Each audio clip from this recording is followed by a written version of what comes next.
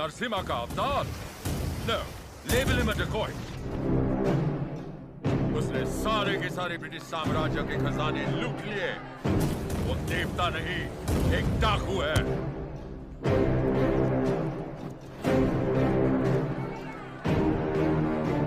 मैं इस नरसिम्हा रेड्डी को देखना चाहता हूँ। एक चित्रकार से उसका चित्र बनवाओ जिसने उसे देखा।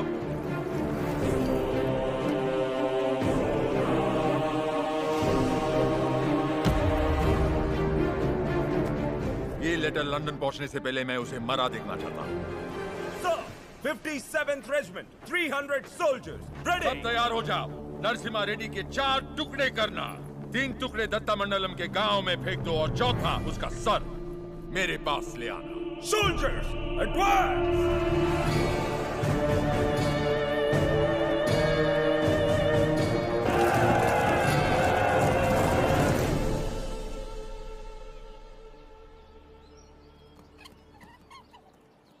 मुझे भविष्य में युद्ध दिख रहा है और मुझे भविष्य में एक स्वतंत्र भारत दिख रहा है। सायरा, इस धरती पर सारे युद्ध सत्ता के लिए हुए हैं।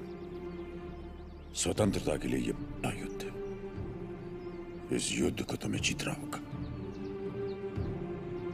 इस युद्ध में जीत हमारी ही होगी। लोगों के अंदर तुमने वही ज्वाला जगाई जो तुम में है। एक बच्चे में निर्भयता जगाकर उसे मुट्ठी बंद करने की शक्ति दी तुमने। तुम्हारा संघर्ष समाप्त हुआ। अंग्रेजों की गर्दन काटकर तुमने असली युद्ध आरंभ किया है। क्या तुम्हें विश्वास है कि पालेकर एकत्रित होंगे और सब लोग तुम्हारे साथ जाएंगे? तुम चाहते हो कि तुम्हारे दिखाए रास्ते पर हम सब चलें? हमने विद्रोह नहीं किया, इसका मतलब ये नहीं कि हम में हिम्मत नहीं। अंग्रेजों से बगावत करके बड़े बड़े महाराजा मिट्टी में मिल गए। तुम किसके दम पर लड़ोगे बताओ? प्रजा।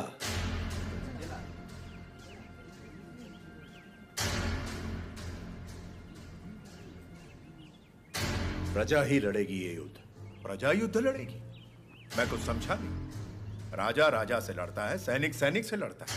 कभी प्रजा को सरकार से लड़ते देखा है? कभी सुना है? जो सुना नहीं वो अब होगा। हम चाहे तो कर सकते हैं, अधिकार नहीं है तो क्या हुआ?